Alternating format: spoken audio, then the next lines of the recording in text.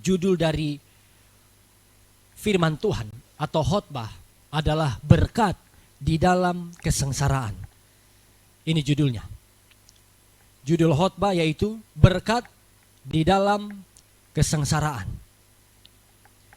Dan ini tentu masih berhubungan dengan tema kita atau tema besar kita sepanjang tahun ini, yaitu growth, bertumbuh. Tuhan mau untuk saya dan saudara juga bertumbuh, alami growth melalui penderitaan, melalui kesengsaraan yang kita alami dalam kehidupan kita. Sama-sama katakan, Tuhan mau saya bertumbuh lewat kesengsaraan. Sekali lagi katakan, Tuhan mau saya bertumbuh lewat penderitaan. Karena itu kita akan membaca sebagian besar dari poin khotbah atau contoh tokoh Alkitab yang akan kita perhatikan hari ini, yaitu Yusuf. Kita akan melihat apa yang Yusuf alami, bagaimana proses kehidupan Yusuf, dan bagaimana respon Yusuf yang benar sehingga dia bisa mengalami berkat Tuhan yang luar biasa. Meskipun dia harus sengsara. Amin. Apa yang Yusuf alami? Kalau kita perhatikan, saya mau kita melihat di fase hidup Yusuf. Salah satu fase hidup Yusuf ketika Yusuf masuk ke dalam penjara. Sama-sama katakan, Yusuf masuk penjara. Waktu Yusuf ada di dalam penjara, saya tanya kepada Bapak Ibu jemaat Tuhan, apakah itu karena dosa Yusuf, kesalahan Yusuf, atau karena dia berusaha melakukan kebenaran? Dia berusaha melakukan kebenaran. Tapi hasilnya apa?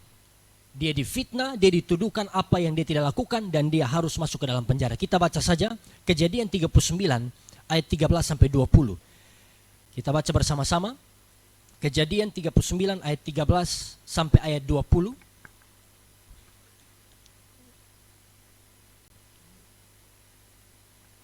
Satu, dua, tiga. Ketika dilihat perempuan itu bahwa Yusuf meninggalkan bajunya ke dalam tangannya dan telah lari keluar, dipanggilnyalah seisi rumah itu.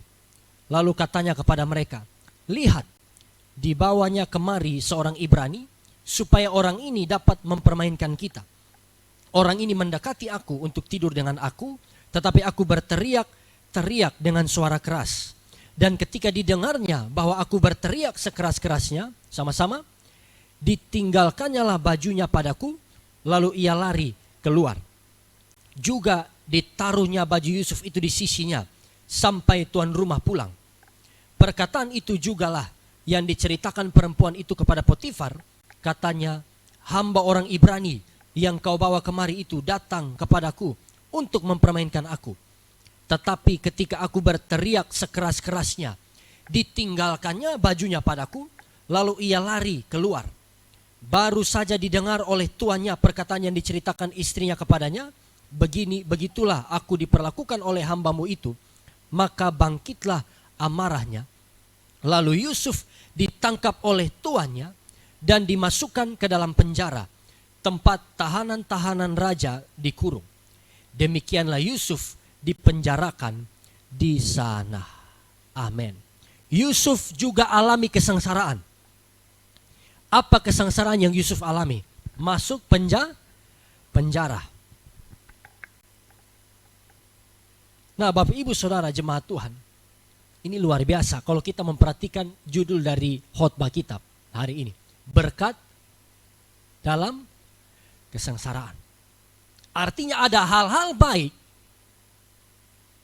ada kebaikan, apalagi ada berkat, ada anugerah yang kita bisa dapatkan, kita bisa terima dari kesengsaraan di dalam kehidupan kita. Kalau menurut orang dunia, ya kan, cara berpikir orang dunia, sengsara artinya menderita. Sengsara artinya selesai, putus asa. Sengsara artinya tidak ada jalan keluar. Sengsara artinya muka cemberut. Tidak ada sukacita. Betul atau benar? Sengsara artinya tidak ada pengharapan. Tapi bagi kita anak-anak Tuhan, bagi kita orang percaya, Di dalam kesengsaraan bahkan kita bisa terima hal-hal yang baik yang Tuhan akan nyatakan bagi kita.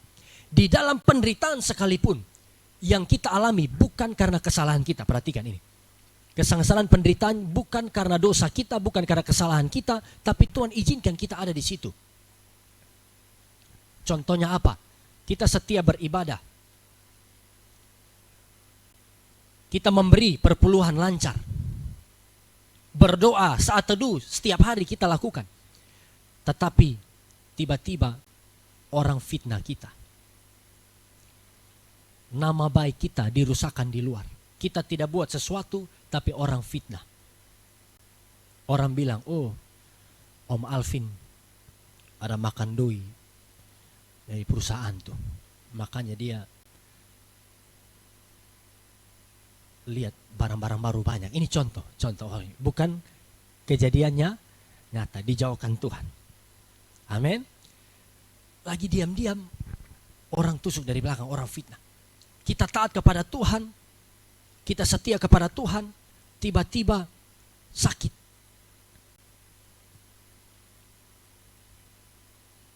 Kita melayani Tuhan sungguh-sungguh, tetapi istri yang justru menghambat pelayanan kita.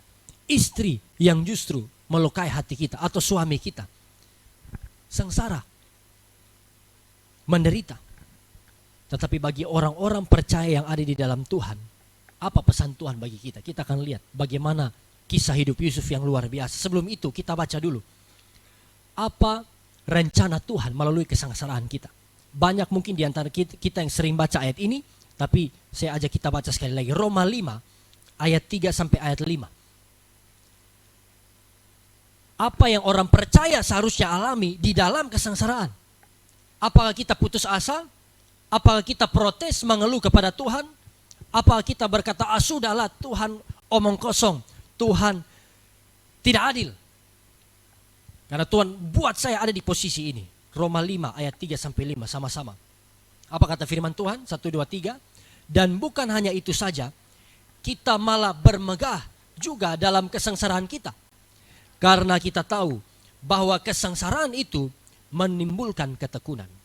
Dan ketekunan itu menimbulkan tahan uji. Dan tahan uji menimbulkan pengharapan. Dan pengharapan tidak mengecewakan karena kasih Allah telah dicurahkan ke dalam hati kita oleh Roh Kudus yang telah dikaruniakan kepada kita. Perhatikan ini. Kembali ke ayat 3. Dan bukan hanya itu saja, kita malah apa? Bermegah. Kalau dalam bahasa asli diterjemahkan ke dalam New King James Version, bahasa Inggris dipakai kata ini, rejoice. Sama-sama katakan rejoice. Bersukacitalah. Jangan pegang rambut beta pakai sampo itu. Ini bukan promosi, tapi ini rejoice artinya apa? Bersukacita.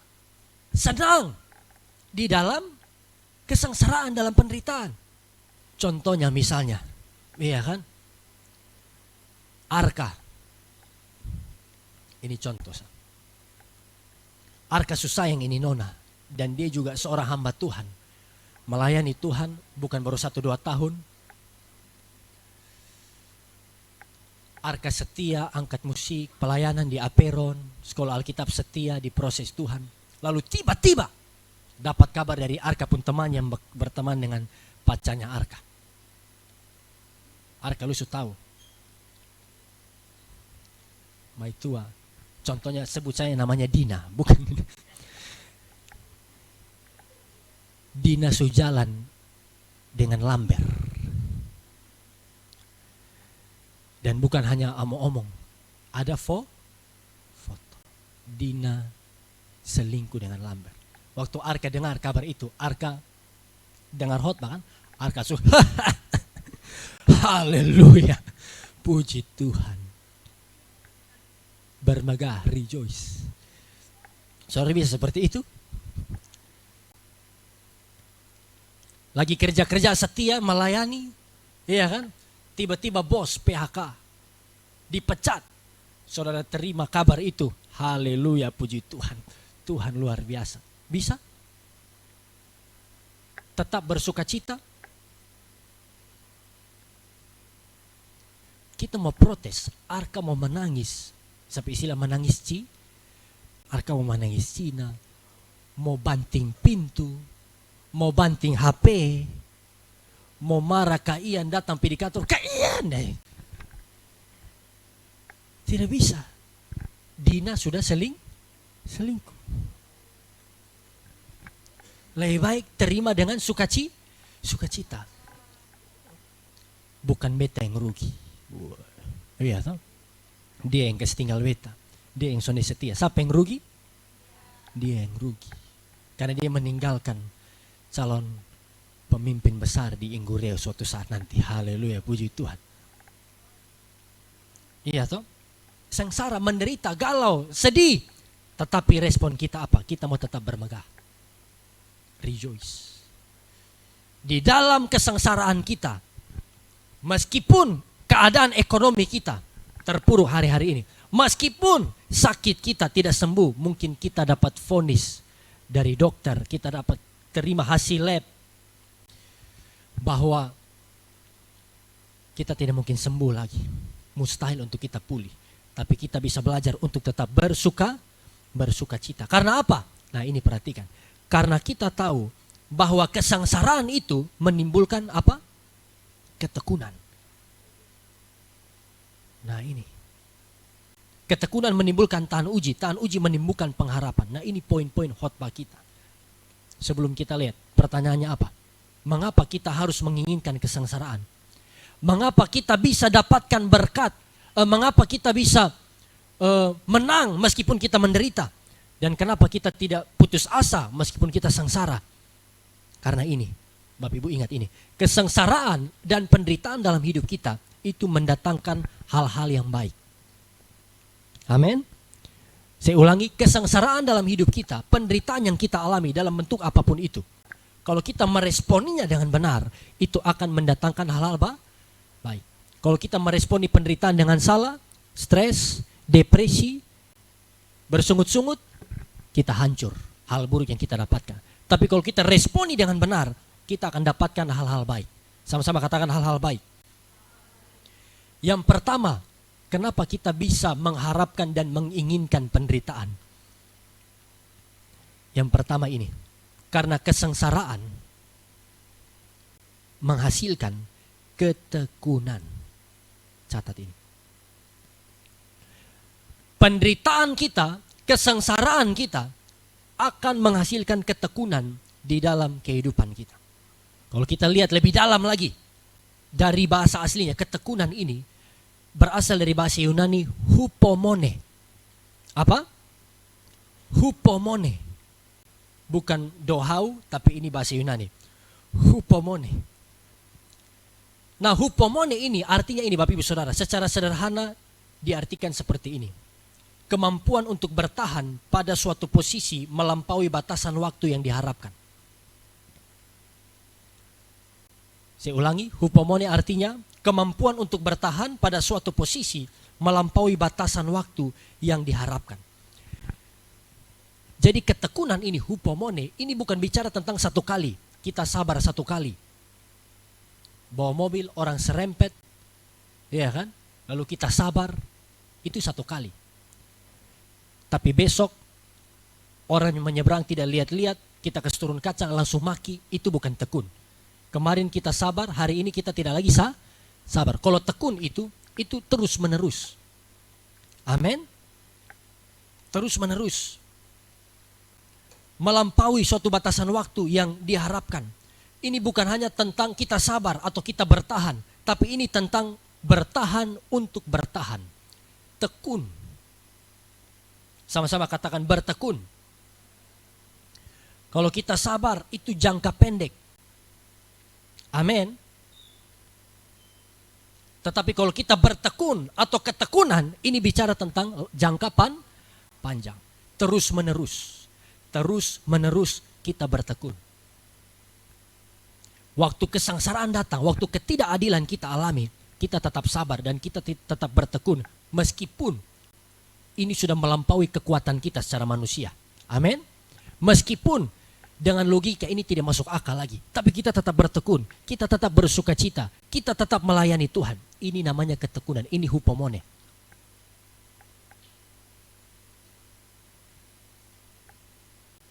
Karena apa? Waktu kita sengsara, jangan lupa Tuhan sudah nubuatkan seperti ini. Sebagai pokok anggur, kita carang-caranya, kita ranting-rantingnya, kita harus dibersihkan. Artinya apa? Karakter kita harus dibentuk. Sama-sama katakan, karakter saya harus dibentuk. Supaya apa? Supaya saya semakin kudus dan berkenan di hadapan Tuhan. Dan kita dibentuk caranya apa? Yohanes 15 ayat 1 dan 2. Sebagai ranting, sebagai carang. Bagaimana Tuhan membentuk kita? Bagaimana supaya kita bisa terus berbuah? 1, 2, 3. Akulah pokok anggur yang benar, dan Bapakulah pengusahanya. Setiap ranting padaku yang tidak berbuah, apa? Dipotongnya. Dan setiap ranting yang berbuah, dibersihkannya, supaya ia lebih banyak berbuah. Lihat ayat ini. Yang tidak berbuah, sakit juga. Dipotong. Yang tidak berbuah, dipotong. Endingnya, puncaknya nanti masuk neraka. Itu terpisah dari Tuhan selama-lamanya. Tapi yang berbuah, nah ini, ranting anggur yang berbuah akan dibersihkan. Diproses, dibersihkan. Bapak Ibu mengerti ya, waktu proses pembersihan itu, contohnya kalau saudara bersihkan ikan, iya kan? Saudara lihat, waktu dibersihkan, sakit atau tidak? Sakit. Waktu kita dibersihkan, Tuhan tahu di dalam hati kita ada sedikit kesombongan, mungkin sedikit saja. Sampai di sini yang masih agak-agak sombong, yang tahu diri agak sombong, coba angkat tangan.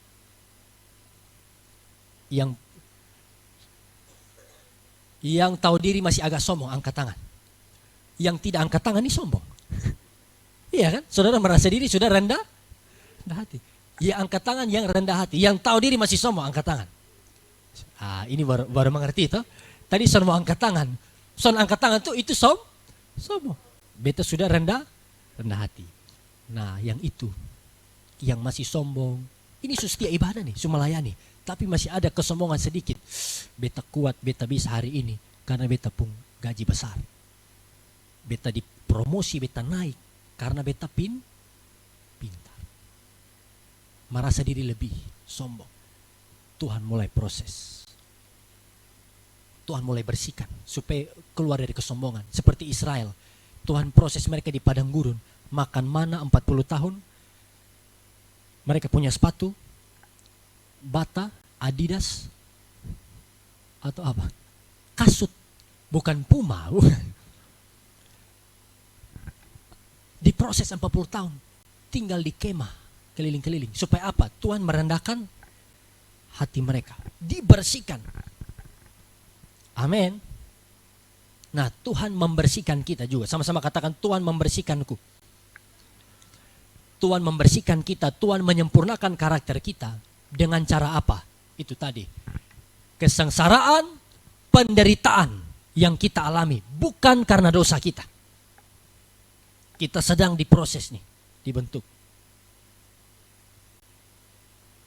Apa kesengsaraan yang mungkin kita sedang alami hari-hari ini? Tadi saya sudah sempat singgung. Saudara setia dengan pasangan, saudara dibalas dengan ketidaksetiaan, itu penderitaanmu. Saudara bekerja baik, saudara bekerja jujur, saudara praktikkan Kolose 3:23, tapi balasannya apa? Tidak dihargai pimpinan, dicari-cari kesalahan, dibanding-bandingkan, dihina, dimarah di depan umum, di depan semua karyawan. Ini kan sengsara. Tapi Tuhan sedang apa? Proses diri kita, perhatikan ini. Tuhan proses kita lewat apa? Difitnah lagi. Saya sudah sering sampaikan kepada Bapak Ibu Jemaat Tuhan, baik lewat live, lewat ibadah tatap muka seperti ini. Kami pun berapa kali difitnah. Pernah tahun 2020 itu di sekolah Alkitab. Ada video menyebar. Orang cuma lihat video, lalu orang susimpulkan. Tersebar di seluruh GPDI di NTT. Bahkan mungkin di Indonesia banyak yang tahu. Perhatikan ini. Apa kesengsaraan Yusuf? Kita akan lihat apa yang Yusuf alami, dan juga saya juga akan share apa yang saya alami. Saudara bisa ambil pelajarannya buat kita masing-masing. Apa kesengsaraan Yusuf yang tadi kita baca? Mau hidup kudus, mau hidup benar, mau taat pada Tuhan, balasannya apa? Penjara.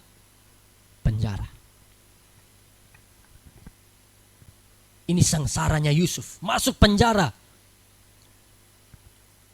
Saya tanya kepada Bapak Ibu yang mungkin punya keluarga atau punya teman yang pernah masuk penjara, enak atau tidak di penjara? Ada yang bilang enak, atau ada yang jawab, aduh pastor itu impian saya. Saya mau masuk penjara. Stres, menderita, ada yang sampai gila. Gila mau bunuh diri di penjara. Di dalam sel, omong dengan tembok sendiri-sendiri. Wih, apa kabar? Luar biasa. Omong dengan tembok. Karena stres. Yusuf sengsaranya penjara. Nah, saya secara pribadi, Bapak Ibu Saudara, saya percaya yang saya alami bicara soal sufferings, penderitaan. Nomor satu, waktu saya memberikan hidup saya menjadi seorang hamba Tuhan. Itu sudah penderitaan hebat sebenarnya. Apalagi kita tahu hamba Tuhan mau makan apa? Istilah orang sampai bilang begitu. Tidak ada gaji. Kita orang karismatik Pantekosta ada gaji soalnya. Kayan toh 1 bulan berapa? Oi, kalau beta 10 juta kayan tuh bilang. Oi, haleluya. Dalam 20 tahun berikan diri jadi hamba Tuhan, melayani. Ini sudah diproses Tuhan. Dibentuk. Di saat teman-teman saya yang lain kuliah, kerja, kejar cita-cita masa depan, saya beri diri untuk melayani Tuhan. Orang lain mungkin bisa remehkan. Orang lain mungkin waktu lihat saya awal-awal waktu sekolah kitab, wih, iya nih, bisa juga. Nah, mereka bilang begitu, bisa juga. Masuk di sekolah Alkitab lagi, apa yang terjadi di proses di sekolah Alkitab juga. Dari kalau kita kan anak-anak gembala, apalagi kehidupan saya, keluarga kami, cukup, semua cukup. Ada pengerja di rumah. Iya toh? Jadi semua tersedia. Mau makan apa, omong, uang ada. Semua. Tapi begitu masuk sekolah Alkitab, nah itu dia baru diproses. Cuci pakaian sendiri, cari kayu, Bapak Ibu Saudara. Cari kayu untuk masih tidak pakai kompor, bukan belum ada.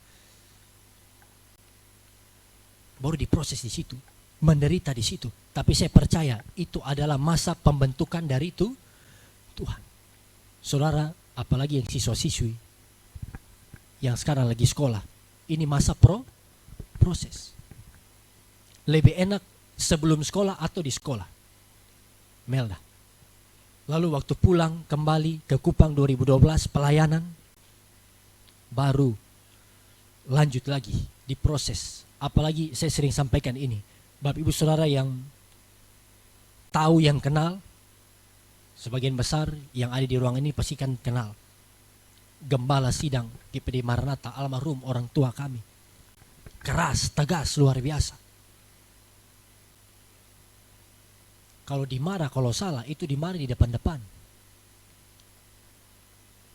Ditegur, semua orang lihat. Kalau mau ikut daging, kalau saya anggap ini penderitaan dan ini tidak mengenakan daging saya bisa quit, bisa berhenti. Buat apa melayani Tuhan kalau hasilnya seperti ini? Tapi saya percaya ini penderitaan yang Tuhan izinkan saya alami. Apalagi kalau saya cerita kesaksian dari orang tua. Keluarga kami, Bapak Ibu Saudara, dari opa Sumlang, dari opa saya, kakek saya, itu sudah menderita luar biasa. Punya toko buku di Manado, jual semua untuk melayani Tuhan di NTT. Makanya opa Sumlang, keluarga kami ini salah satu keluarga orang-orang Manado pertama di NTT. Menderita atau enak? Menderita atau nyaman? Menderita. Tapi karena itulah Makanya GPDI Maranatha lahir hari ini. Ada jemaat Maranatha dari situ. Kesaksian dari opa itu, dari ayah saya, dari papa saya, Pendeta Victor Sumlang, begitu juga. Waktu dapat tanah, karena ada kan jemaat dulu kasih tanah buat bangun gereja. Maranatha 1, itu saya dengar almarhum papa saya cerita, sampai terkurus-kurus, bolak-balik, sidang, stres, menderita, hanya di M1, satu keluarga tidur di teras di M1. Tidur di situ.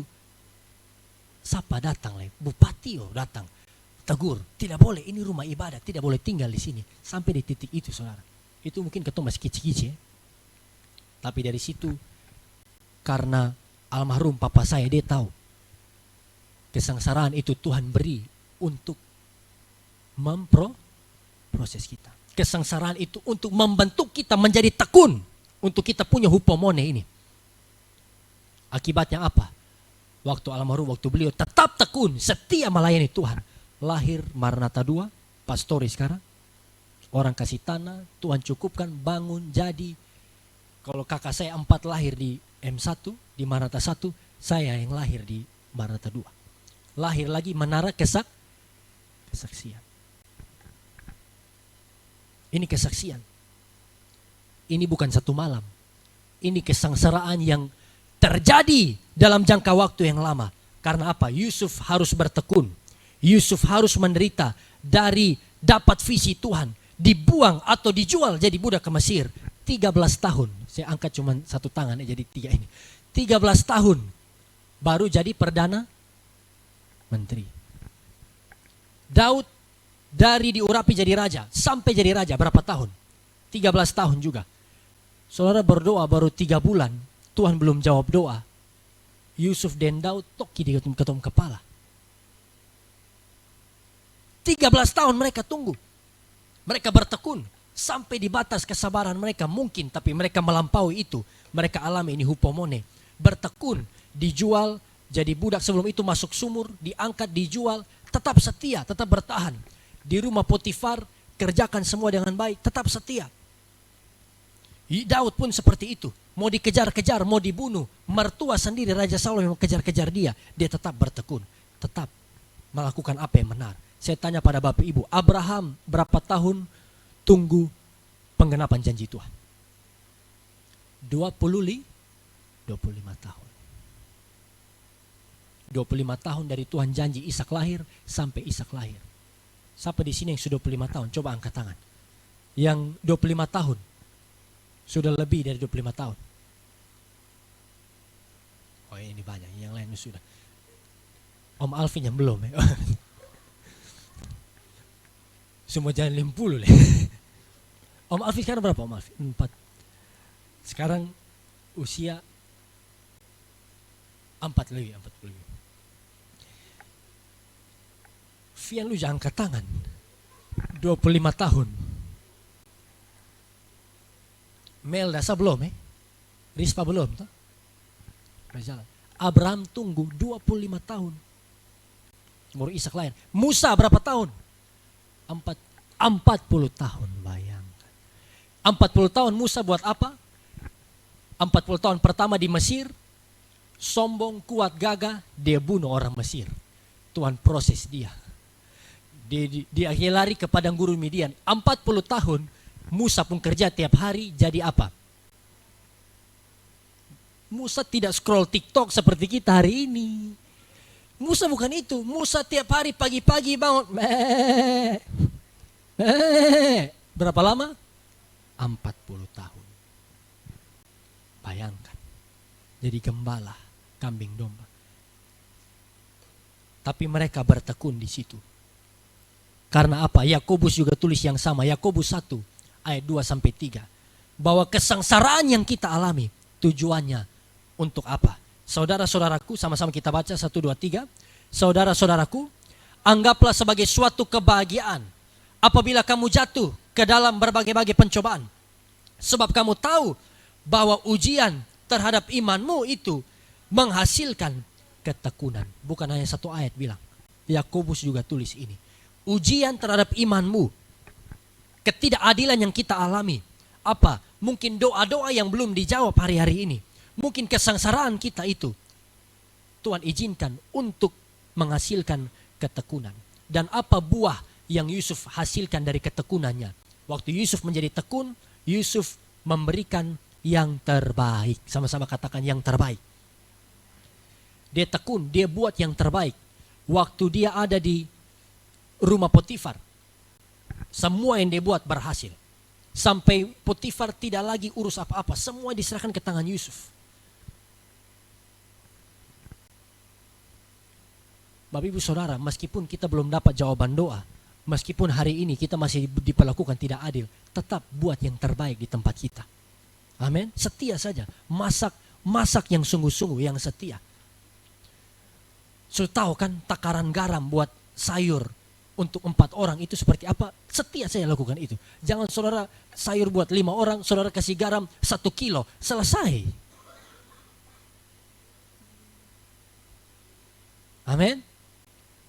Meskipun doa belum dijawab, main musik, berikan yang terbaik. Meskipun lagu terlambat masuk, tetap dengar sungguh-sungguh dan latihan. Amin. Karena apa? Kita lakukan segala sesuatu, kita berikan yang terbaik. Bukan untuk diri kita, bukan untuk orang lain. Paulus nasihatkan kepada jemaat di Kolose apa? Seperti untuk Tuhan. Bilang di kanan kiri, berikan yang terbaik untuk Tuhan. Bilang begitu. Amin. Nah sekarang kita lihat secara cepat. Kejadian 39 ayat 22 sampai 23.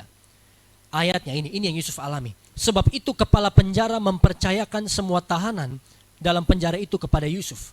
Dan segala pekerjaan yang harus dilakukan di situ, dialah yang mengurusnya. Siapa yang urus? Yusuf. Dan kepala penjara tidak mencampuri segala yang dipercayakannya kepada Yusuf. Karena Tuhan menyertai dia dan apa yang dikerjakannya dibuat Tuhan berhasil. Yusuf berikan yang terbaik. Sampai Alkitab catat ini. Kepala penjara tidak mencampuri segala yang dipercayakannya kepada Yusuf. Halo, hari ini kalau kita punya pimpinan, kalau kita punya bos, atau mungkin kita bekerja, doakan supaya ini terjadi di hidup kita. Amin. Kayanto, dengar ini ayat. Semua kita dengar ini ayat. Jangan sampai pimpinan bilang lagi, beta kan su bilang lu toh. Yusuf tidak pernah dengar itu kalimat. Amin. Yusuf tidak pernah dengar itu kalimat. Semua yang dikerjakan berhasil. Dia gulung kabel untuk ibadah, gulungnya sempurna, mantap. Dia bawa peralatan untuk ibadah, peralatan kurang atau lengkap? Lengkap, tidak ada yang kurang. Kepala penjara tidak pernah bilang, Yusuf, lu lupa yang omong lu, tidak ada. Semua berhasil. Nah, dalam kesengsaraan, dalam penjara, Bapak Ibu Saudara, secara pribadi, di dalam penderitaan yang Tuhan izinkan saya alami, saya belajar menjadi tekun. Yang pertama, untuk berdoa. Terus bangun hubungan dengan Tuhan, intim dengan Tuhan. Karena saya tidak bisa melayani kalau bukan Tuhan yang memampukan, kalau bukan Tuhan yang mengurapi. Di dalam kesengsaraan saya, ini Adrian Sumlang, saya sendiri. Saya belajar tekun melayani. Bukan ikut perasaan, bukan ikut mau, bukan lihat manusia, tapi harus melayani. Saya tekun melayani. Melayani saja. Dari 2012, apa yang harus saya buat, saya melayani, saya lakukan. Saya melayani karena saya tahu Tuhan terlebih dahulu melayani saya. Katakan amin. Dan yang ketiga, saya tekun untuk belajar. Sama-sama katakan belajar. 2017, 18, 19, Bapak Ibu yang mungkin pernah tahu, saya melayani sebagai translator, sebagai pembicara. Ikut beberapa hamba-hamba Tuhan, topang mereka melayani di berbagai kota di Indonesia. Tahun 2017. Tapi saudara tahu, dari 2012 itu saya tekun belajar. Jadi 2012 sampai 2017 berapa tahun? 5 tahun. 5 tahun itu hampir setiap hari saya dengar khotbah bahasa Inggris. Belajar dengar khotbah bahasa Inggris. Meskipun susah, meskipun melayani, sibuk yang lain-lain, tapi tetap saya belajar nonton khotbah bahasa Inggris sampai kuasai bahasa Alkitab, bahasa khotbah dalam bahasa Inggris apa. Lalu begitu mereka datang, timingnya Tuhan, saya bisa translate. Kalau saudara belum belajar, jangan coba-coba. Iya kan? Nanti pendeta di depan, Lord Jesus love you very much. On me leko-leko. Iya kan? Jangan.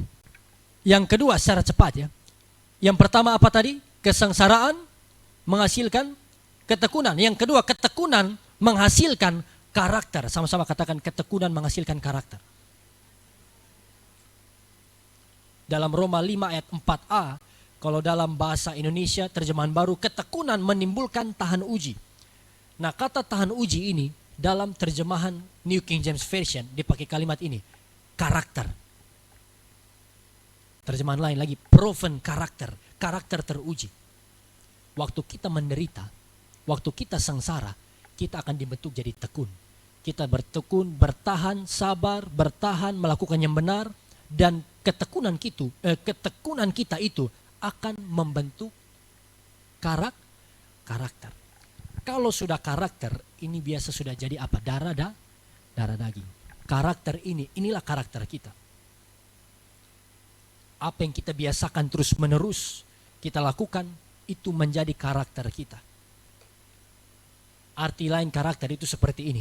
Kita melakukan hal yang benar meskipun di situasi yang salah. Ingat ini. We do the right things even in the wrong time. Betul ya? Di situasi yang salah. Contohnya apa? Orang maki-maki kita, orang fitnah kita lakukan yang benar. Ampuni. Kalau kita sudah punya karakter, coba semua perhatikan ini. Kalau kita punya karakter, kita mengasihi bukan karena orang lain mengasihi kita. Kita mengasihi karena kita punya kasih. Karena kita penuh kasih Kristus. Karena itu kita bisa mengasihi. Kalau kita punya karakter, kita melayani bukan untuk dapat sesuatu. Amin. Melayani bukan untuk apa lagi? Dapat pujian, pengakuan. Tapi kita melayani melakukan sesuatu tulus. Sama-sama katakan tulus. Bukan penyanyi itu ya. Tulus, sincere. Berintegritas. Apa yang kita pikir, yang kita omong, yang kita buat, itu sama.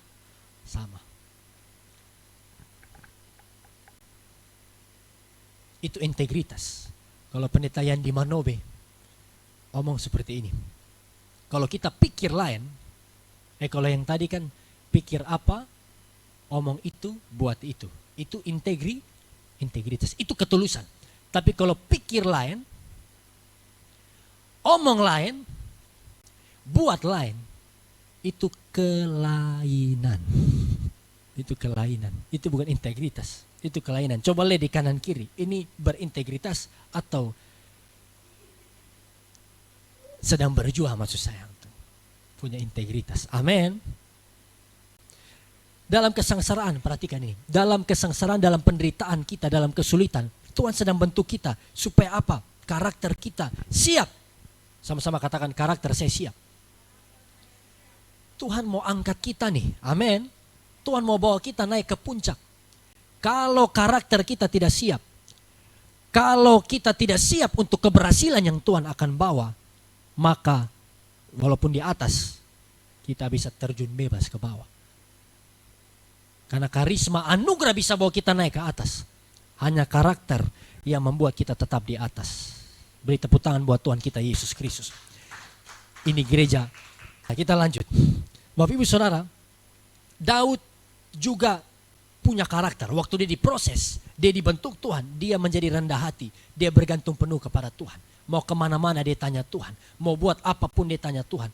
Musa sesudah dibentuk, Musa sesudah diproses Tuhan. Alkitab catat apa? Musa orang yang paling lemah lembut, paling lembut hatinya. Tidak ada seorang pun di dunia yang sama seperti Musa hatinya. Makanya orang kalau sudah menderita, kalau sudah diproses, sudah dipenjara, tanda kutip, mereka yang keluar dari proses itu biasanya hatinya lembut, rendah hati, menghargai orang lain, mengasihi orang lain.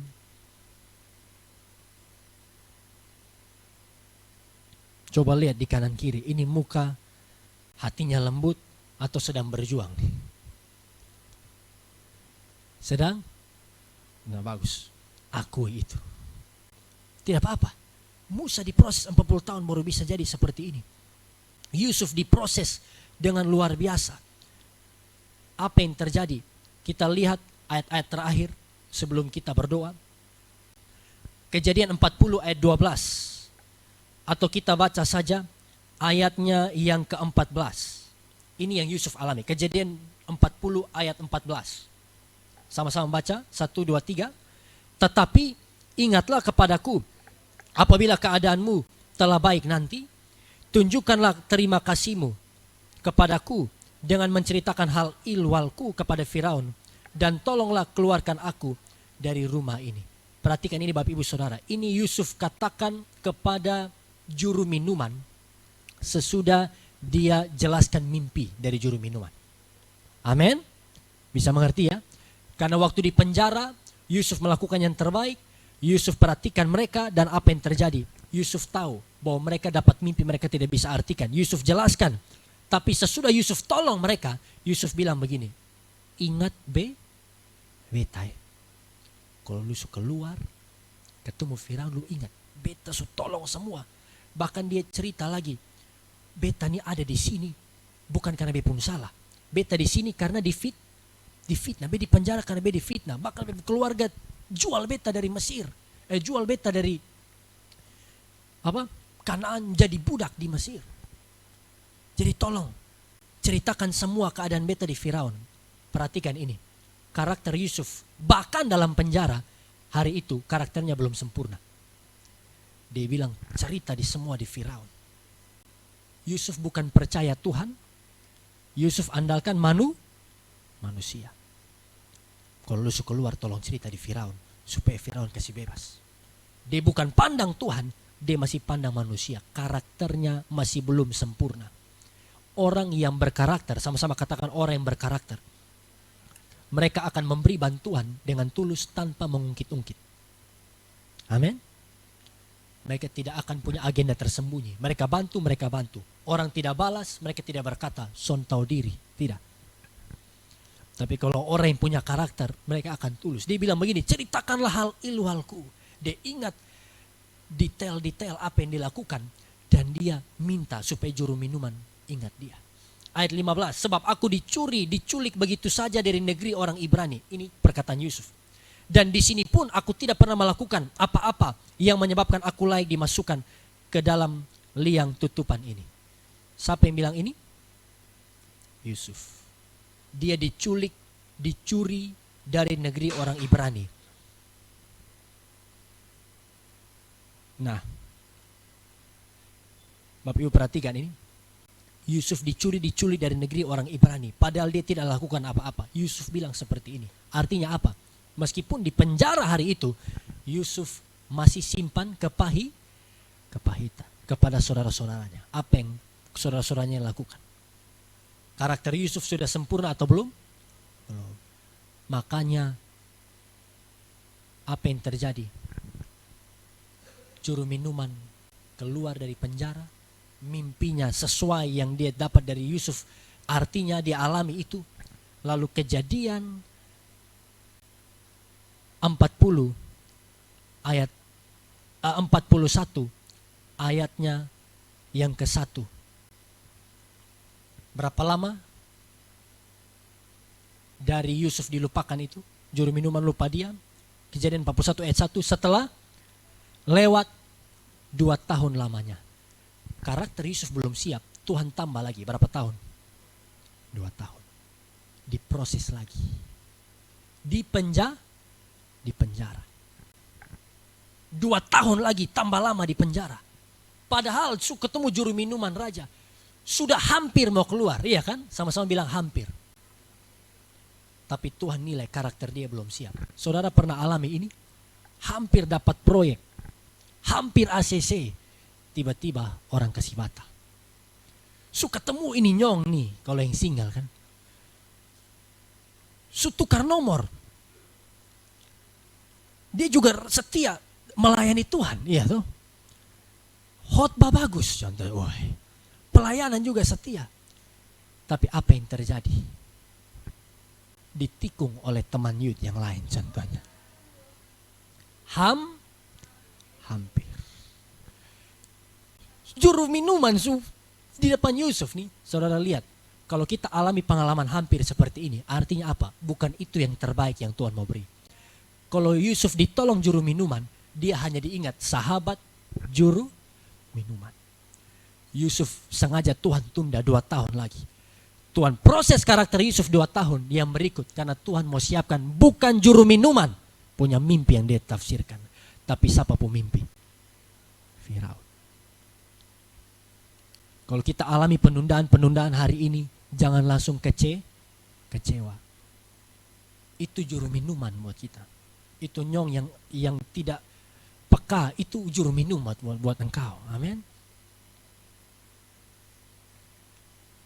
Apalagi Nia alami ya. Sudah dipanggil interview, tiba-tiba kasih harapan, tapi itu bukan yang terbaik itu. Tuhan siapkan Firaun buat Yusuf. Kenapa? Tuhan masih proses kehidupan Yusuf. Tuhan bentuk dia supaya dia punya karakter yang baik. Saya percaya ini kehidupan saya pribadi.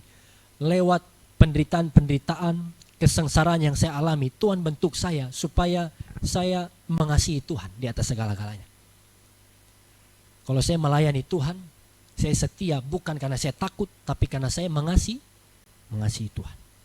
Kalau saya mengasihi Tuhan segenap hati, jiwa, kekuatan, akal budi, apapun, seberat apapun pelayanan, mau pipa dalaman, tidur di hutan pun saya akan siap. Karena saya mengasihi Tuhan.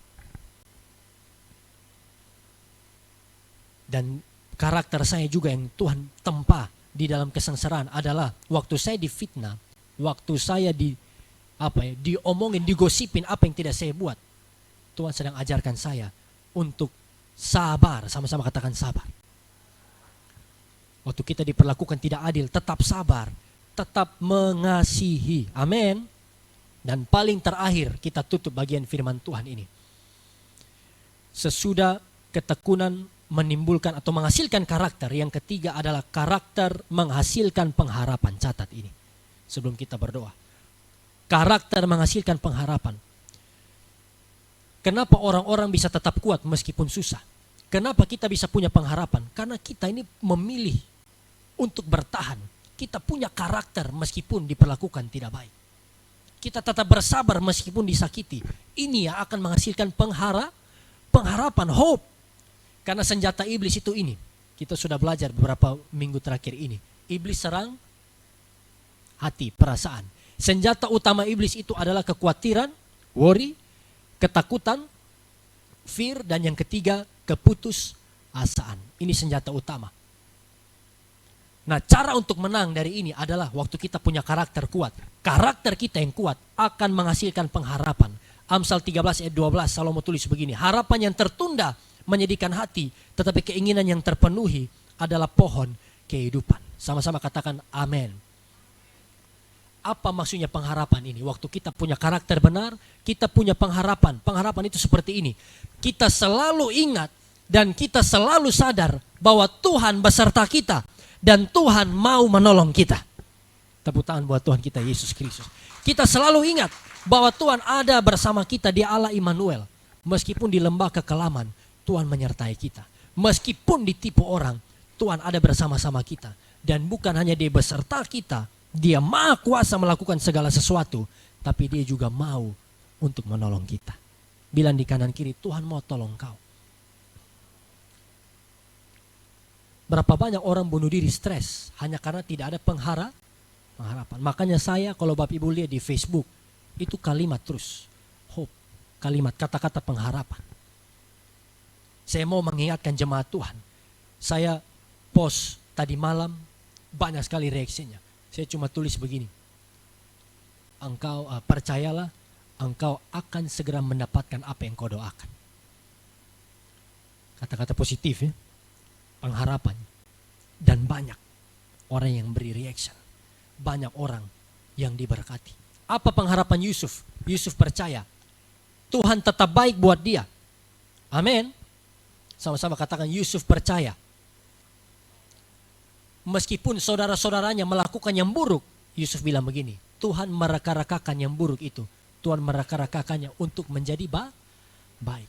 Untuk kebaikan banyak orang lah aku diutus ke sini. Dia percaya Tuhan tetap baik. Saya pribadi, saya punya pengharapan. Dari 2012, saya percaya Tuhan pasti memberkati pelayanan saya. Ini pengharapan saya. Tuhan pasti akan pegang tangan saya. Dia akan meneguhkan, mencukupkan, memberkati pelayanan saya. Khususnya 2019, Bapak Ibu Saudara. Tahun berapa? 2019, waktu sebelum COVID, kami pelayanan rutin di gereja di Maranatha seperti biasa. Tapi ada satu momen di mana saya teringat begini. Saya percaya ada hal-hal yang lebih besar yang Tuhan akan nyatakan. Ini yang saya harapkan. 2019. Tuhan pasti ada lagi yang lebih besar. Pasti ada lagi yang lebih besar. Ini pengharapan. Itu belum ada Facebook Live seperti hari ini. Itu 2019. Saya mau berharap Tuhan tetap baik dan Tuhan pasti akan membawa saya naik dengan berkat-berkat yang lebih besar. Katakan amin. Dan saya punya pengharapan juga di masa-masa proses bahwa Tuhan pasti akan mencukupkan kebutuhan kami. Ini pengharapan saya. Tuhan, Dia Allah Yehova Jireh. Dia akan menyediakan. Apa yang terjadi, mari pemain musik bisa maju ke depan. Saya ingin tutup seperti ini. Sesudah kita punya karakter, kesengsaraan itu menimbulkan ketekunan. Ketekunan kita bertahan hupomone, bahkan melampaui batasan waktu yang diharapkan, bahkan melampaui kekuatan kita sendiri. Penderitaan kita begitu berat, kita tetap tekun. Dan ketekunan itu menghasilkan karakter. Karakter itu menghasilkan pengharapan. Dan akhirnya ini, waktu kita alami proses ini, kesengsaraan ini, dan kita ada di dalam jalannya Tuhan, yang terakhir catat ini, kita alami penggenapan janji Tuhan. Apa yang terjadi? Saya tanya Bapak Ibu Saudara, apakah Yusuf tetap di penjara? Apakah Yusuf tetap di penjara? Tidak. Mari kita tutup mata kita bersama-sama. Visi dan mimpi Tuhan atas Yusuf belasan tahun sebelumnya. Yusuf lihat matahari, bulan, bintang sujud menyembah Dia. Berkas-berkas gandum saudara-saudaranya, orang tuanya menyembah Dia. Visi itu digenapi. Yusuf dapat wisdom, terjemahkan, mengartikan mimpi Firaun. Dan Yusuf menerima kuasa. Dalam ayat-ayat berikutnya dikatakan Yusuf mendapat otoritas. Yang membedakan dia dengan Firaun hanya kursi. Dia jadi orang kedua. Tapi semua pemerintahan di Mesir dijalankan oleh siapa? Yusuf. Otoritas ada dalam kehidupan Yusuf. Bapak Ibu Saudara, saya percaya secara pribadi, saya bersyukur dalam kehidupan saya pribadi, Tuhan sudah dan terus menggenapi janjinya. Katakan amin. Tuhan berjanji bahwa Dia akan memakai saya memberkati banyak orang. Hari-hari ini itu sedang digenapi. Kita ibadah di sini tidak sampai 100 orang, sedikit.